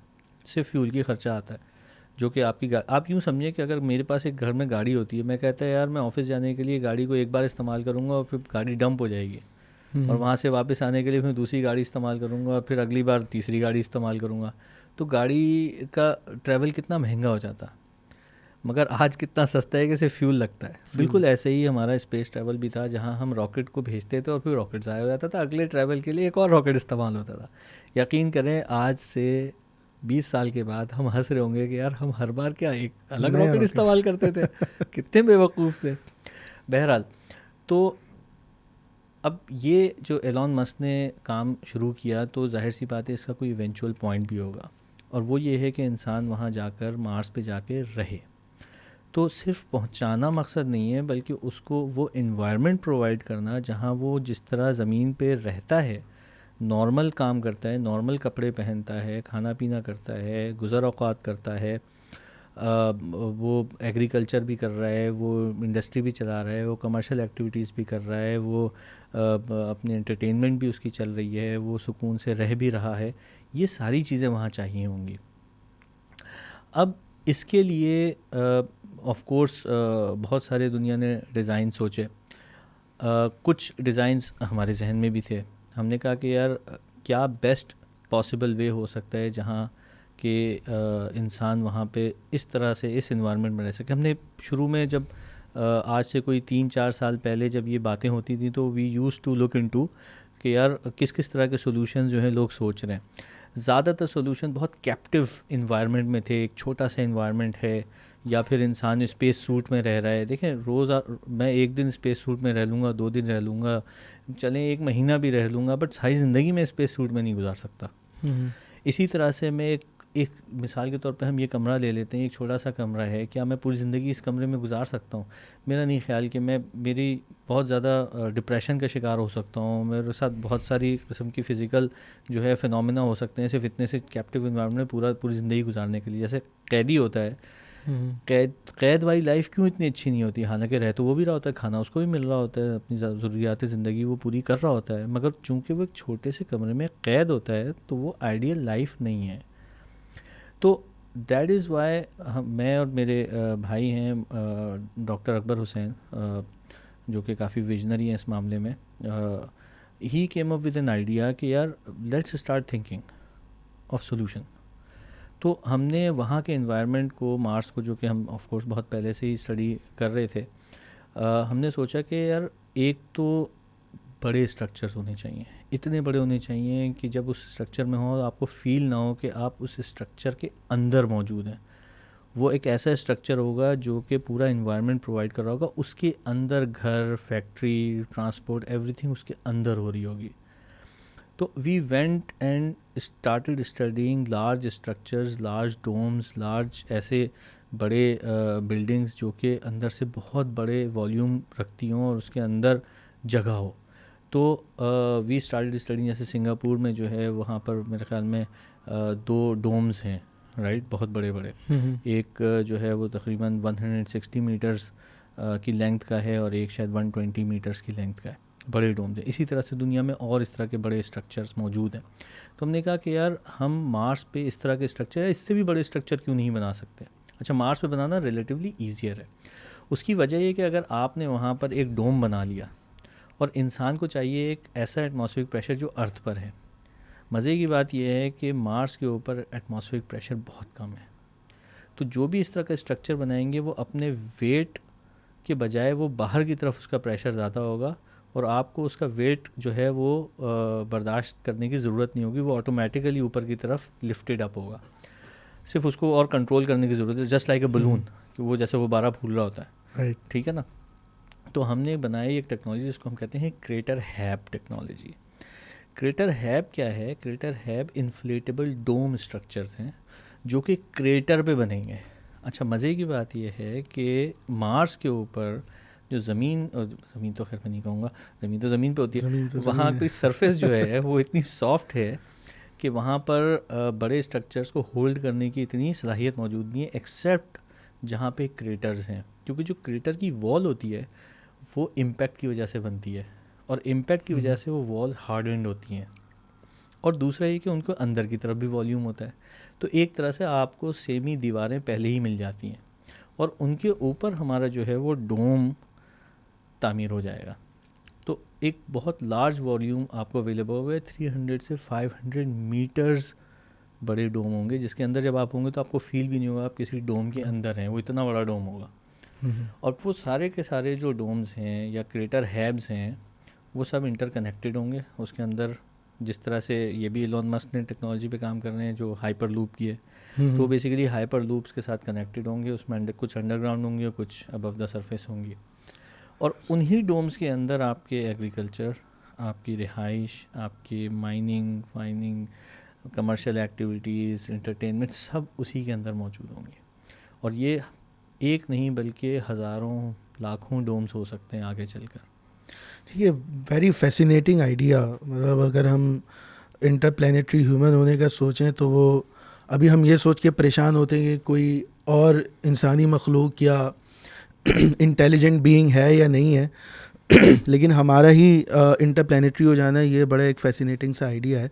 और जो आपने बात की डोम्स वगैरह की वहाँ पे ह्यूमन हैबिटेबल बनाने की, अच्छा अब इंसानी रोज़ जैसा आपने भी बात की कि बहुत सारी चीज़ों की ज़रूरत होती है, एग्रीकल्चर भी है, माइनिंग भी है, इसके अलावा और भी, क्योंकि वहाँ पे अगर कोई जाएगा तो रिसर्च वगैरह का काम अलग होगा, तो उसके लिए भी मरीज़ कोई काम कर रहा है टूल्स वगैरह पे। क्या यहाँ के जो टूल्स हैं वही टूल्स वहाँ पे इस्तेमाल हो सकेंगे या उनमें कोई चेंजिंग चाहिए? इन्वायरमेंट वगैरह का क्या इफ़ेक्ट होगा उन चीज़ों के ऊपर? बिल्कुल, देखें चूँकि मरीख डायनेमिक्स इस वक्त जो है वो तकरीबन तमाम इंजीनियरिंग सॉल्यूशंस पे काम कर रही है जो कि इंसान को वहाँ रहने के लिए चाहिए होंगे। उसमें पावर का एक बहुत बड़ा सेक्टर आता है कि पावर प्रोडक्शन किस तरह से होगी।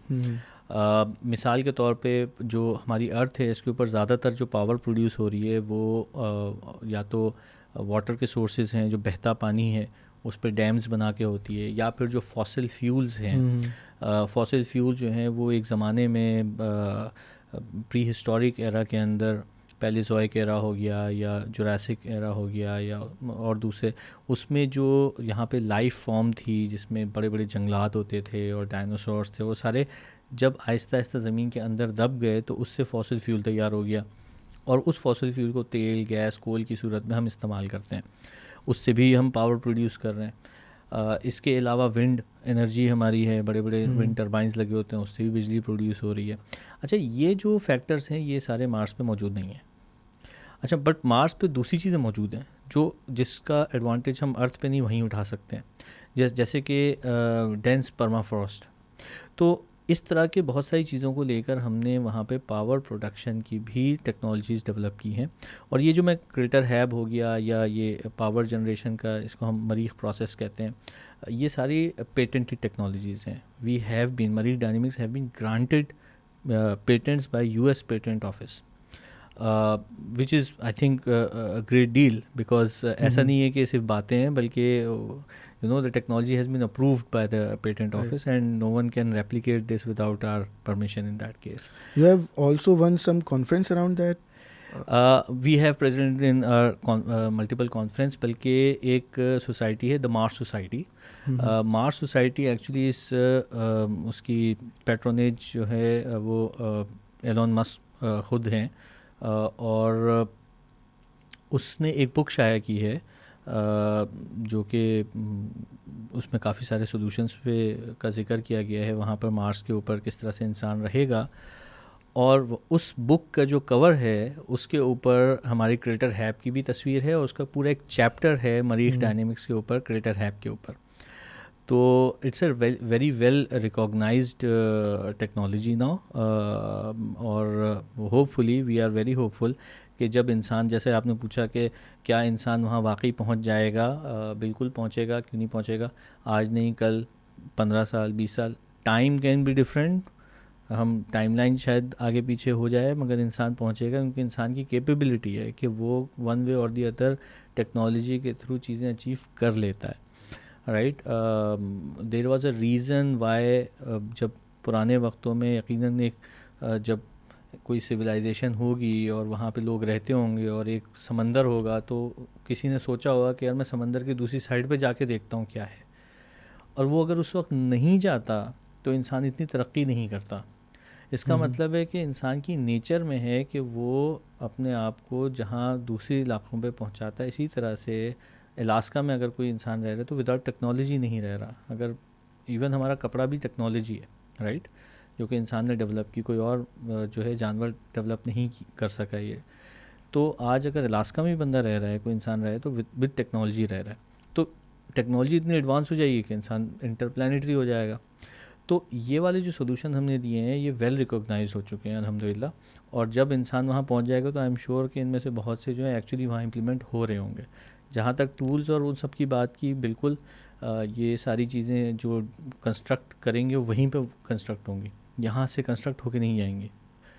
तो इसका मतलब है कि सारे रिसोर्सेज वहीं के होंगे और वहीं पे इस्तेमाल हो रहे होंगे, चाहे वो रॉ मटेरियल हो, चाहे वो उसके लिए जो भी टूल्स एंड टेक्नोलॉजीज़ चाहिए हो।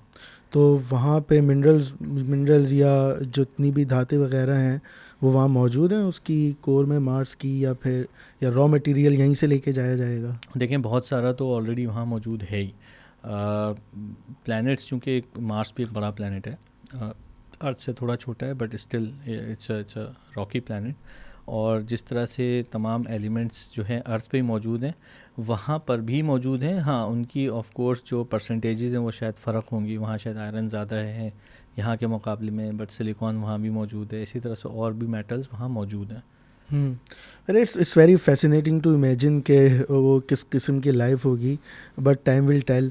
बाकी आखिरी सवाल मैं आपसे ये करूँगा मरीज़ के हवाले से कि अभी आप एट द मोमेंट उस गोल को अचीव करने में किधर हैं, किस स्टेप पर हैं, और दूसरा ये कि क्या कोई ऐसे कॉम्पिटिटर्स हैं आपके अवेलेबल जिनसे आप आगे निकलना चाह रहे हो, वो भी पेटेंटेड और इसी किस्म की टेक्नोलॉजीज़ पे काम कर रहे हो?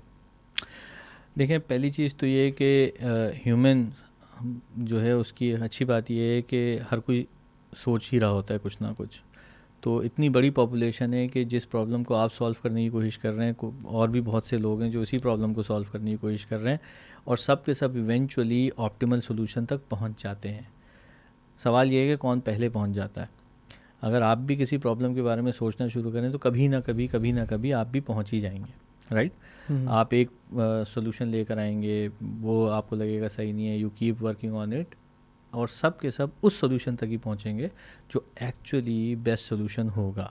तो इसका मतलब है कि और भी लोग काम कर रहे हैं इस फील्ड में, ऐसा नहीं है कि Mareekh Dynamics is the only company, और दूसरों के भी अपने जो हैं वो कुछ ना कुछ मॉडल्स मौजूद हैं। Of course we believe our model is the best, they might be believing their model is the best, time will tell, but ये है कि so far the way it has been recognised in Mars society and people around us, I think we still believe that हमने इस पर जितनी working की है that our technologies make more sense. तो ये आपको दूसरा एक और सवाल क्या था? मेरा सवाल ये था कि अभी हम किस स्टेज पर हैं आप में? मरीख बिल्कुल डायनेमिक्स? बिल्कुल, थैंक यू।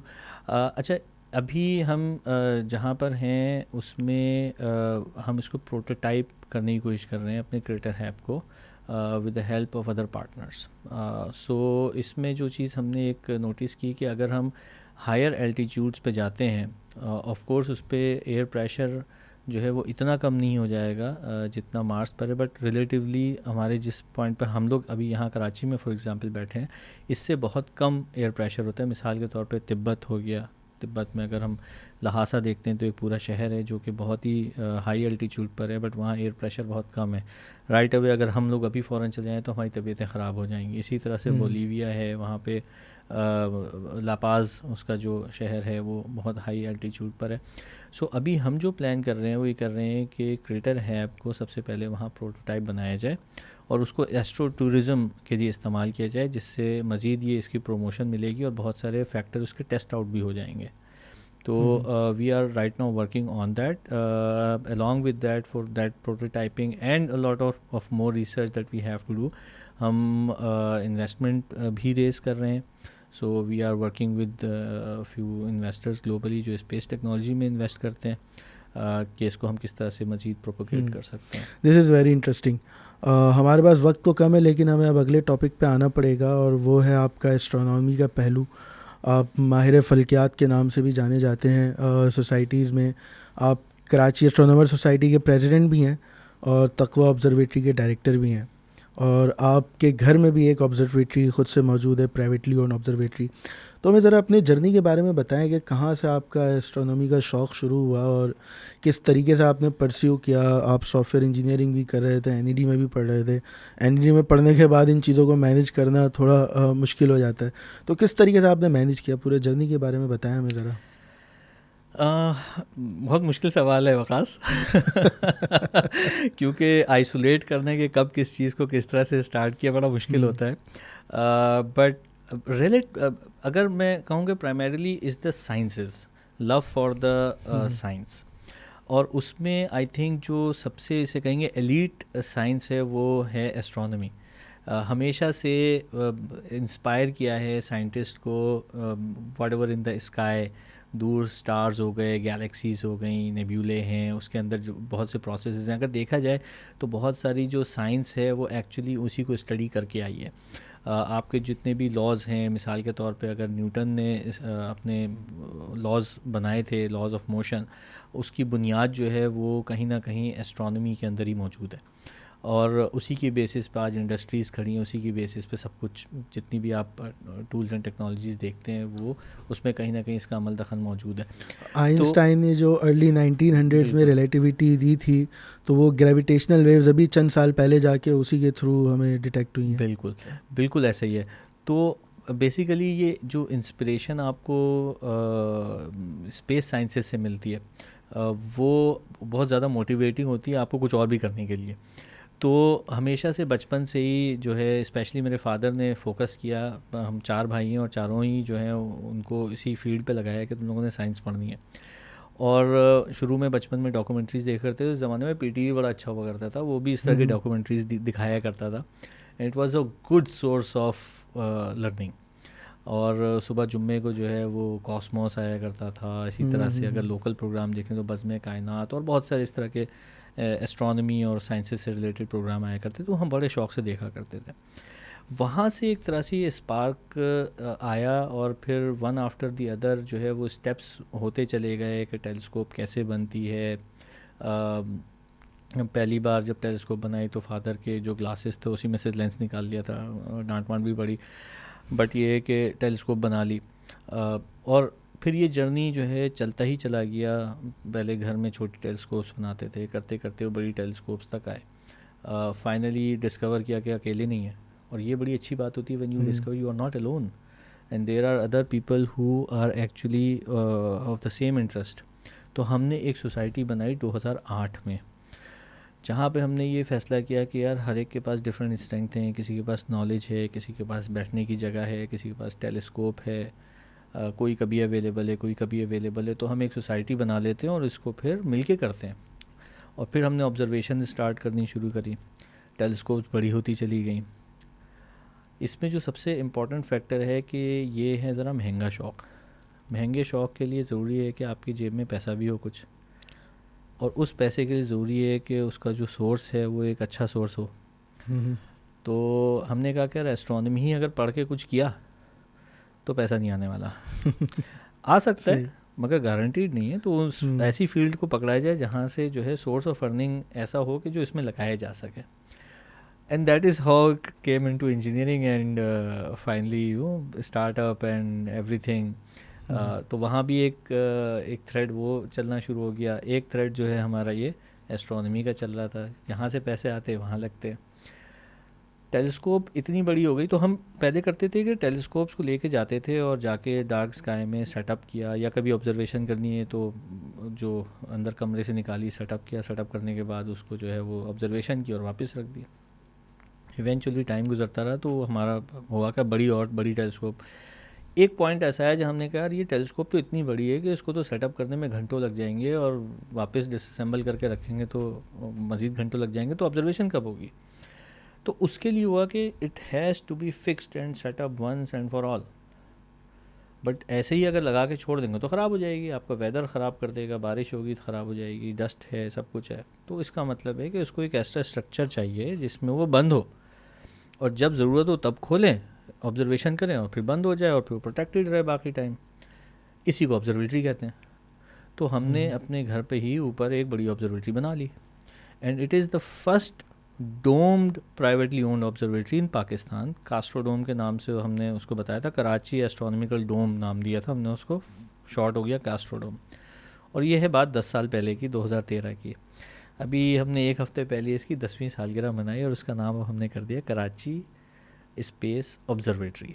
इंटरेस्टिंग। और इसको हमने अब फुली ऑटोमेट कर दिया है, यानी कि अब हम कमरे से ही अपने जो ऑफिस रूम है जहाँ पे सारा हमारा सेटअप है, वहीं से बैठ कर बटन दबाते हैं, वो खुलती है, ऑब्जेक्ट सेलेक्ट होता है, वो उस ऑब्जेक्ट को पॉइंट करती है, उसको ट्रैक करती रहती है, सारा इमेजिंग होती है। अब हमने उसके अंदर कैमरास और सेंसर्स वगैरह लगा दिए हैं, डिफरेंट फ्रीक्वेंसी फ़िल्टर्स लगे हुए हैं जिसके थ्रू डेटा गैदर होता है, जिसको फिर हम मज़ीद एस्ट्रो इमेजिंग के लिए इस्तेमाल करते हैं, और फिर वो ऑटोमेटिकली बंद हो जाती है। तो this is a first fully automated observatory of Pakistan as well. और जहाँ तक बात है तकवा स्पेस ऑब्जर्वेटरी की, तो वो भी 2016 में हमारे एक दोस्त हैं मिस्टर ताहिर शेख साहब, उन्होंने उसमें बड़ी इन्वेस्टमेंट करी और उसको हम और हमारी टीम ही जो है वो चलाती है। उसमें वो पाकिस्तान की इस वक्त देखा जाए तो पाकिस्तान की सबसे बड़ी स्पेस ऑब्जर्वेटरी है जो कि बलूचिस्तान में मौजूद है। और उसको अब हम उस लेवल पे पहुंच गए हैं जहां हम उसको कंपेयर कर सकते हैं दुनिया में जो डिफरेंट ऑब्जर्वेटरीज़ हैं, उस ग्रेड का हम कंपेयर कर सकते हैं। तो एक ऑब्जर्वेटरी हमारी समझे कराची में है और एक जो पाकिस्तान की सबसे बड़ी ऑब्जर्वेटरी हम चला रहे हैं वो बलूचिस्तान में। Very interesting. बलूचिस्तान से आपका काफ़ी ख़ास लगाव है बहुत सारे पहलुओं से। लेकिन अगर हम बात करें कि बलूचिस्तान की जगह ही क्यों सेलेक्ट की गई ऑब्जर्वेटरी के लिए, बॉटल 1 स्काई है ग्रेडिंग उसकी, बताएं उसके बारे में ज़रा कि क्यों, किस हिसाब से हम ऑब्जर्वेटरी की जगह सेलेक्ट करते हैं, क्या स्काई होना चाहिए, क्या सराउंडिंग्स होनी चाहिए। बिल्कुल, देखें एक शहर में जब हम आसमान को देखते हैं तो हमें गिनती के चंद सितारे नज़र आते हैं, और कराची में हो तो कभी कभी कोई सितारा नज़र भी नहीं आता, ऐसा भी होता है। ऐसी रातें भी देखी जहाँ स्काई तो क्लियर है बट न देख कुछ नहीं रहा। उसकी सबसे बड़ी वजह दो हैं। एक तो हमारी जो एयर है वो पॉल्यूटेड है और उसमें डस्ट और धुआं और ये सब बहुत है, बट उससे बड़ी एक जो वजह है वो है लाइट पॉल्यूशन। लाइट पॉल्यूशन एक ऐसी पॉल्यूशन है जो कि किसी भी बड़े शहर में होती है, चाहे हवा जितनी भी साफ़ हो। जो शहर की जो लाइट्स होती हैं वो आपके आसमान को जो है रोशन कर देती हैं। जब वो रोशन कर देती हैं तो उसके पीछे मौजूद, उससे जो दूर सितारे, सैयारे और कहकशाएँ मौजूद हैं वो हमें नज़र नहीं आ पाती हैं, चाहे उसमें टेलीस्कोप का भी इस्तेमाल कर लिया जाए। तो ऐसे केस में हमें एक ऐसे आसमान की तलाश होती है जहाँ लाइट पॉल्यूशन ना हो। अच्छा, इसका एक स्केल है जिसको कहते हैं bottle scale for sky for light pollution. तो उसके स्केल 1 से लेकर 9 तक है। 9 सबसे बुरा स्काई होता है जिसमें सबसे ज़्यादा लाइट पॉल्यूशन होती है। मिसाल के तौर पे कराची के कुछ पार्ट्स हैं जो बॉटल 9 के स्काई कहलाती हैं, यानी वर्स्ट स्काई हैं, बहुत बुरे हैं लाइट पॉल्यूशन के मामले में। और बॉटल 1 वो होता है जहाँ बिल्कुल लाइट पॉल्यूशन नहीं होती है। तो जो हमने तकवा स्पेस ऑब्जर्वेटरी बनाई वो हमने ऐसे ही लोकेशन सेलेक्ट की थी जो बॉटल 1 हो, और बलूचिस्तान में ऐसे बहुत से इलाके हैं जहाँ बॉटल 1 स्काई मौजूद है। ये एक्सेसिबल जगह थी, यहाँ पर जो है हमारी रसाई भी मुमकिन थी, तो इस जगह को सिलेक्ट करके वहीं पर इस ऑब्जर्वेटरी को बनाया गया। अच्छा, मज़े की बात यह है कि जैसे मैंने बताया कि 2008 में हमने अपनी एक एस्ट्रोनॉमिकल सोसाइटी बनाई थी, जिसको हम कराची एस्ट्रोनॉमर सोसाइटी कहते हैं, जिसका मैं प्रेसिडेंट भी हूँ, आपने जिक्र किया। हम चूँकि कराची में लोग रहते हैं और वो हमारे पास भी आते हैं और हमारे डिस्कशन सेशंस और दूसरे जो सेशंस होते हैं, स्कूल्स में हम इवेंट्स करते हैं, बच्चों को जो है वो टेलीस्कोप से हम प्लैनेट्स वगैरह दिखाने की कोशिश करते हैं। बट कराची में कुछ ही काम किया जा सकता है, उनको कुछ ही चीज़ें दिखाई जा सकती हैं। तो हम इवन लोगों को भी कराची एस्ट्रोनॉमर सोसाइटी के अंडर हम ऐसे इवेंट अरेंज करते हैं जहां हम लोगों को 80, 90, 100 लोगों को कोस्टर में बिठा के ऐसे स्काइज़ में ले जाते हैं जहां वो भी इसको ऑब्ज़र्व कर सकें। जिस तरह मैंने तकवा ऑब्जर्वेटरी का बताया बॉटल 1 में, तो बॉटल 1 या बॉटल 2 के स्काइज़ हम सेलेक्ट करके वहाँ लेके जाते हैं, ओवरनाइट वहाँ वर्कशॉप करवाते हैं। तो ऐसा नहीं है कि सिर्फ वो ऑब्जर्वेटरी ही बॉटल 1 में, बल्कि हम लोगों को फैसिलिटेट करते हैं कि हम ऐसी जगह लेके जाएँ और उनको स्काई दिखा के फिर अगले दिन सुबह में वापस लेकर आए। वो नाम भी बड़ा इंटरेस्टिंग रखा है आपने, रत जगह। उस इवेंट का नाम रत जगह होता है, all night waking up and do astronomy. It's very interesting. अच्छा, अगले टॉपिक पे जाने से पहले मैं आपसे ये रिक्वेस्ट करूँगा कि जैसे आपने कहा कि आप स्कूल वगैरह के बच्चों को भी एस्ट्रोनॉमी के सेशंस वगैरह देते हैं, तो हमारे ऑफ द स्कूल के बच्चों को भी कभी आप किसी अपनी ऑब्जर्वेटरी पे जो कराची में, अगर मौका मिले तो ज़रूर उन बच्चों को फैसिलिटेट करें कुछ। बिल्कुल बिल्कुल, मोर देन वेलकम, क्योंकि हम जो अपनी स्पेस ऑब्जर्वेटरी जो कराची में प्राइमरीली वो एस्ट्रोनॉमी अवेयरनेस के लिए ही है, और हम चाहते हैं कि लोग ज़्यादा से ज़्यादा जो है इस सब्जेक्ट को सीखें, एक उनमें वो स्पार्क डेवलप हो जाए और उसके बाद फिर वो आगे ख़ुद भी लेके चल सकते हैं और हमारे साथ ऑफ कोर्स मिलके भी जो है वो कर सकते हैं। और हमारे स्कूल्स हो गए या दूसरे बच्चे स्पेशली जो है वो ऑब्जर्वेटरी में हम अपना इवेंट अरेंज करते हैं तो वो आते हैं, और ऑफ द स्कूल को तो बिल्कुल मोर देन वेलकम कि वो आएँ, बच्चे आएँ और जाके देखें ऑब्जर्वेटरी कैसे काम करती है। हम उनको बताएं कि स्पेस साइंसेस क्या हैं, उसमें क्या क्या चीज़ें हैं, तो जो भी सीखें और फिर आगे लेके चलें। बिल्कुल, बहुत शुक्रिया मेहदी भाई आपका। अब हम थोड़े आखिरी टॉपिक की जानिब बढ़ते हैं और वो भी बलूचिस्तान से ही रिलेटेड है, और वो है आपका एडवेंचर और एक्सप्लोरिंग का शौक़।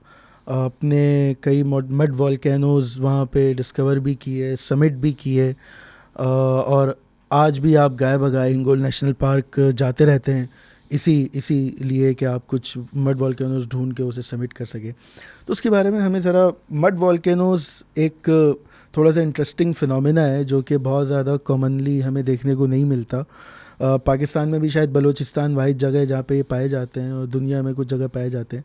तो हमें इनके बारे में बताएं कि क्या होते हैं, कैसे वजूद में आते हैं, इनकी जोग्राफिकल सिग्निफिकेंस क्या होती है, और कहाँ कहाँ यूजुअली पाए जाते हैं।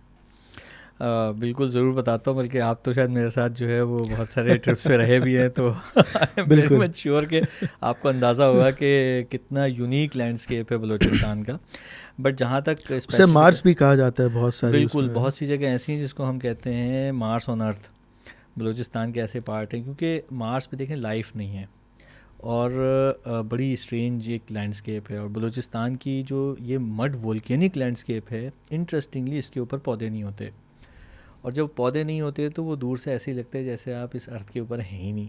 क्योंकि अर्थ पे अगर किसी पूरी तस्वीर में आप पहाड़ हों, सब कुछ हो और पौधे ना हों, तो लगता है ही नहीं है कि ये अर्थ की तस्वीर है।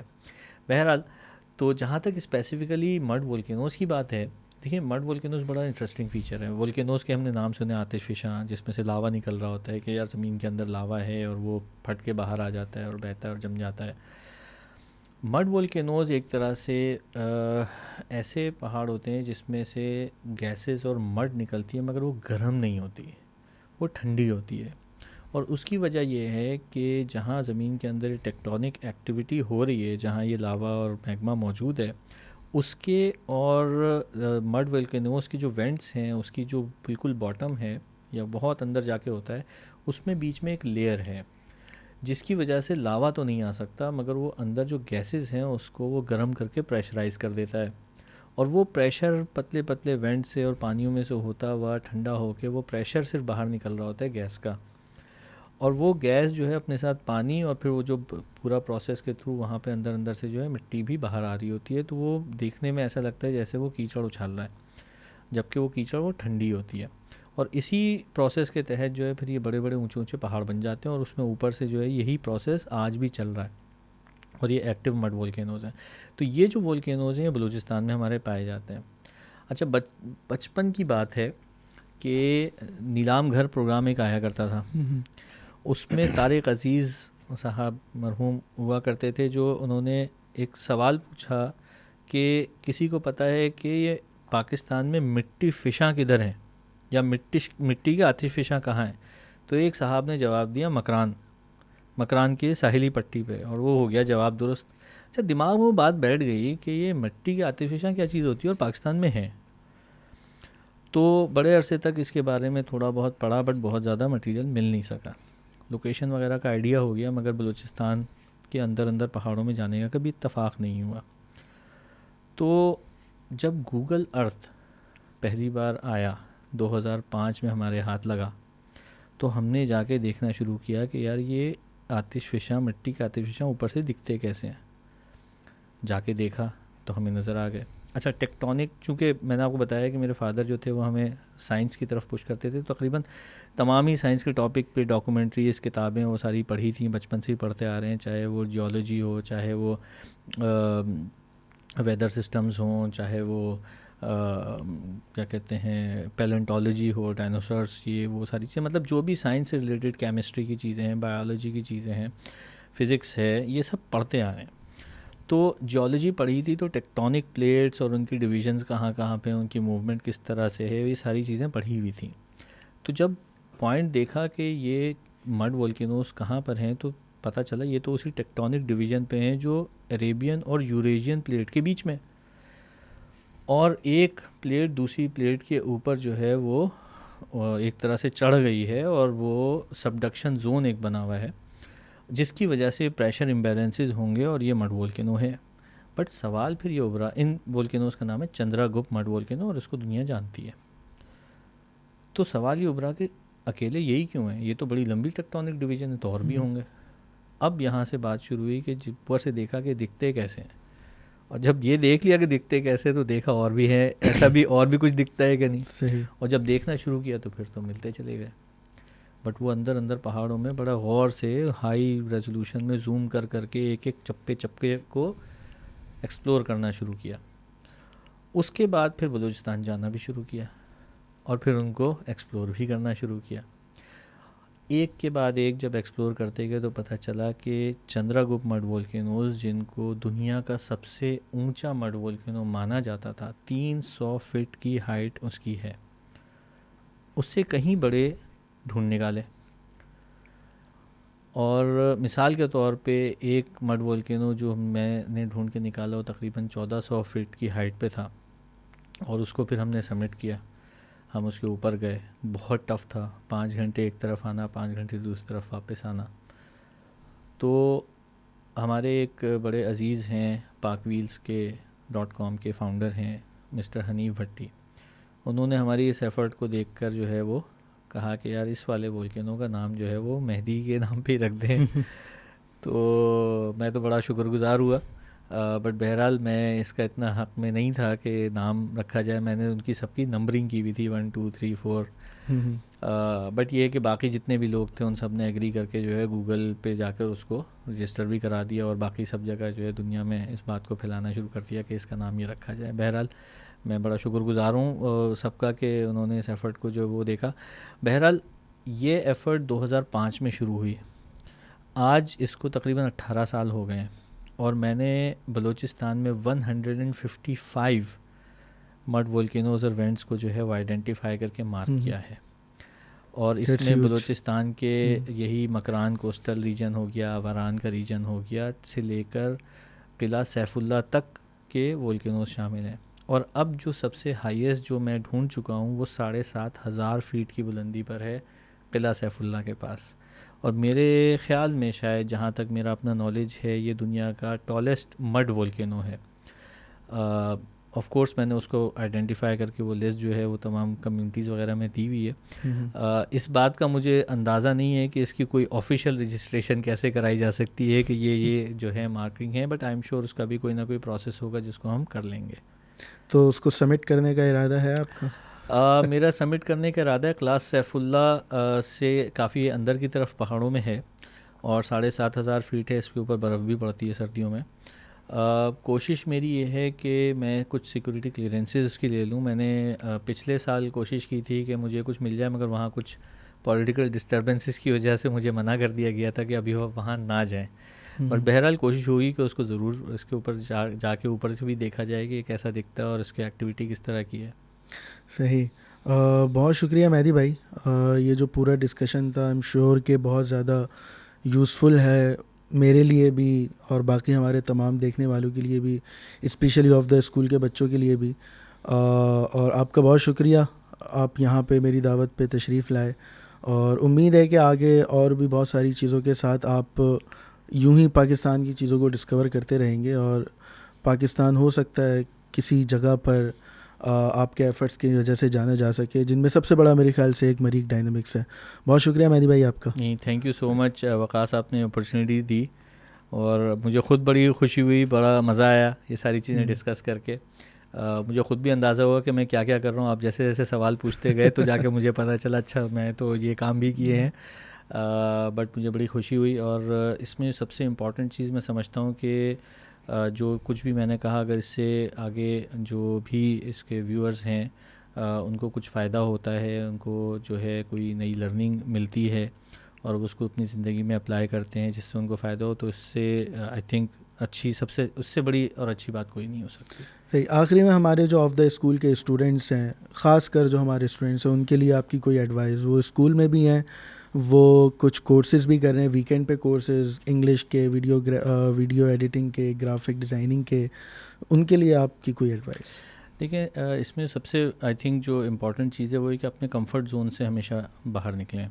आसानियाँ ना ढूंढें। हमें बहुत मेहनत करनी है आगे बढ़ने के लिए, एज़ अ कौम हमें बहुत मेहनत करनी है आगे बढ़ने के लिए। तो इसके लिए हम जितनी ज़्यादा मेहनत कर सकें उतनी करें।